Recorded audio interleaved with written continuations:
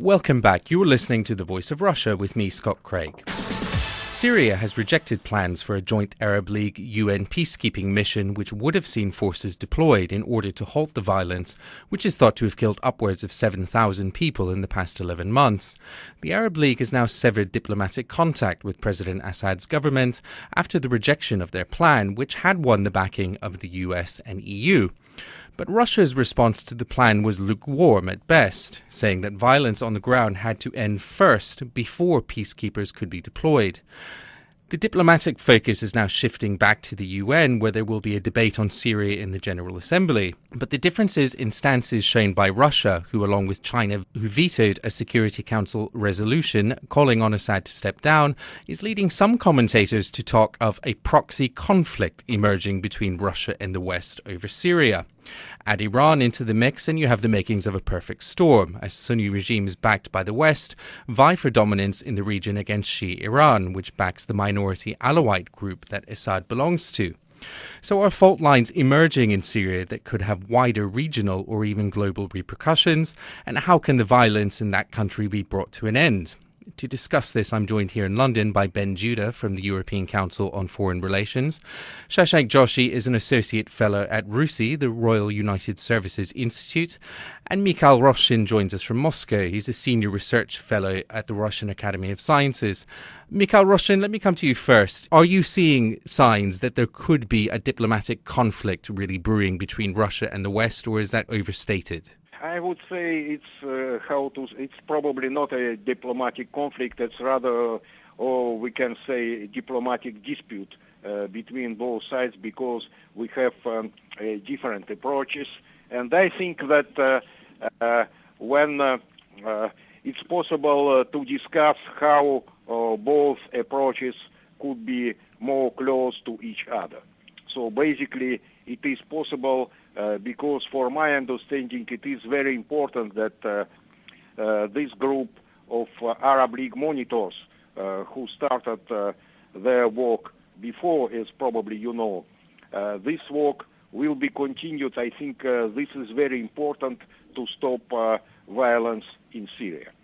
It's quite hard, though, isn't it, at this stage, to see how the Western and Russian positions on Syria could be reconciled? As far as I understand, the Western approach and Russia approach, anyway, is how to find a peaceful solution. So I think all sides basically are interested to find a peaceful solution.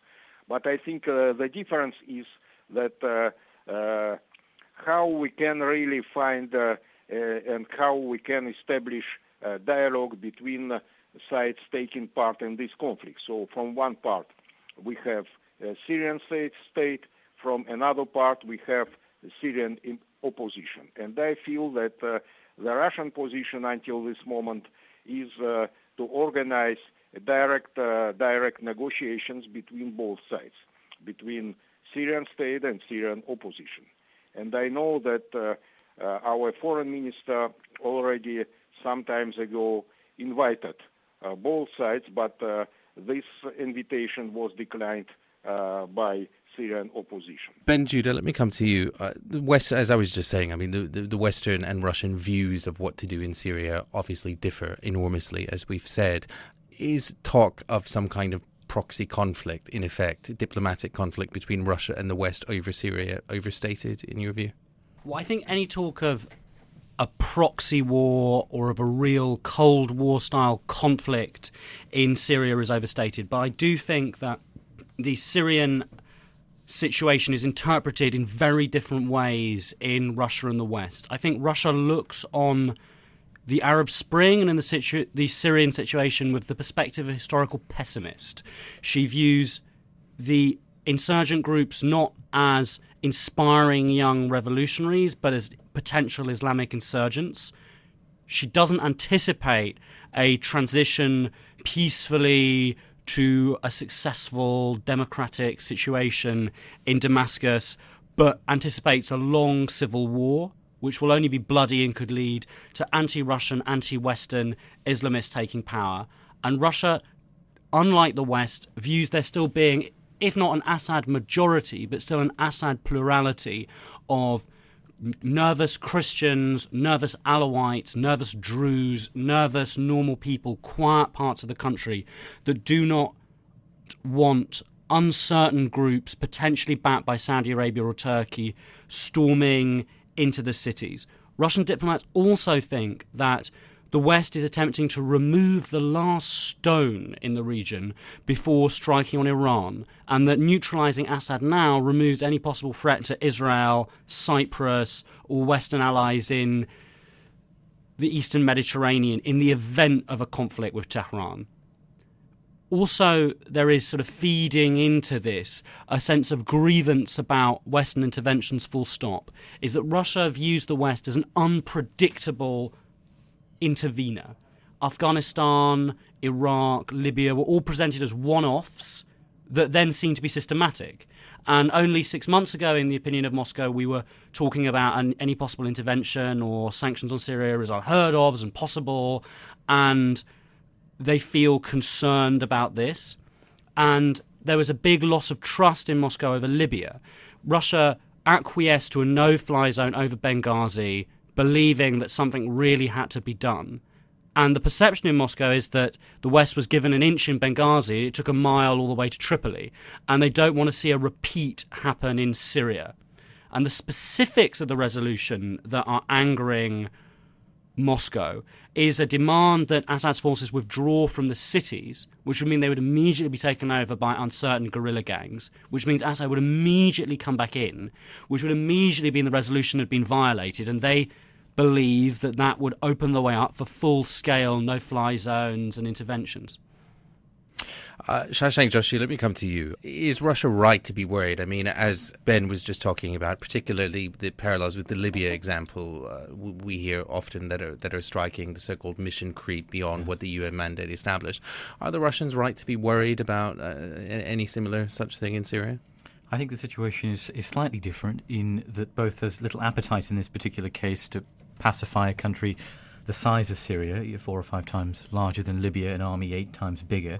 I think there's also real concern about stopping the situation short of a Libya point. And so I just don't think there is as much enthusiasm in Western capitals for repeating a Libya-style operation. And I think the resolution, although written in a way that did trouble Russia in legitimate ways, also was written in a way that set the barrier for using force especially high.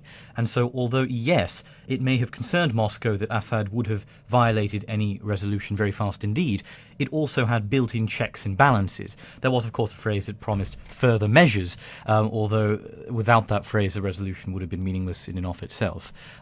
So is Russia right to be worried? Well, of certain provisions in there, but I think at the same time, some of the outrage we saw on Russia's part was slightly contrived. What do you mean? Contrived in the sense that the notion that this resolution was but a stepping stone to military intervention by the West was exaggerated, and I think this slightly underplays the intensity and even care of the diplomacy that had preceded the vote, in which Russian concerns were listened to, heard, and to some extent accommodated in the very diluted resolution that came out at the end, for which, of course, many diplomats weren't happy at all. Mikhail, Roshchin, in terms of Russia's opposition to this, I mean, we have heard a lot about the political opposition, the reasons why the Russian government has been opposed to the UN resolution in particular. However, there's a criticism also that Russia is simply protecting its own economic and security interests in the region. But to talk specifically about the economic interests, Russia obviously has been selling arms to Syria, but beyond that, Gazprom has an enormous contract in Syria and so on. Do you think that Russia's opposition to a UN mandate is more directly tied to their economic links with Syria? I think from one part, of course, you are right that we have some economic interests in Syria, but I think the most important is what also said by my colleague from London. So I think he also said the very important thing that it is that that Syria is rather fragmented country. So there are from one part Sunni majority, from other part there are some Shia minorities as Alawite, for example, and there are also Christians. And I think that by now we have in Syria a secular regime of Bashar Assad, and it's very clear for all parts involved to find a solution for this conflict that this regime should be democratized and should be changed. This is very understandable. But the problem that if hardline fundamentalist people who are from opposition military side, if they will win, so probably this will be no good future, not only for Syria, but for other countries in this region. So I think what is important is to find a dialogue and to find, I know that Bashar Assad by now proposed to change constitution and to organize plural elections for many parties. So I think we have to go very slowly to solve this conflict. Just a reminder, you're listening to The Voice of Russia with me, Scott Craig, and today I'm discussing the situation in Syria with my guests Ben Judah, Shashank Joshi, and Mikhail Roshchin. Ben Judah, I mean, this is the million-dollar question, but is Syria slipping into a sectarian civil war that could inflame the entire region? I think that Syria is already in a situation of civil war, and that in different parts of Syria there are elements of sectarian warfare, but that what's happening in the country is lots of distinct rebellions at the same time, of which there is a low level of knowledge in Russia or in the West. And just to come back to this question of what are Russia's interests in Syria, I think that quite simply Syria is Russia's Bahrain. It's Russia's bridgehead in the region. Russia's only base outside the former Soviet Union is in Syria. The Assad regime has operated as regional eyes and ears. It's part of a regional relationship that Russia has with Iran that she's unwilling to risk. There are major arms contracts in the region which ultimately keep millions of people, not millions of people, but keep large amounts of people in Russian factory towns which Putin needs to vote for him at the forthcoming March presidential election, employed. Also, Syria provides for the Putin regime the opportunity to stage an international confrontation with the West, which isn't a real one, whilst Putin is accusing the US of funding the Russian opposition and to create a sense of drama and encirclement and the need for a strong leader in the country to fend off opposition demands for clean elections and for an end to his regime. And it would be fair to say that Western governments are also furthering and protecting their own interests in the region also. I mean, the Russians are furthering and protecting their interests as they perceive them.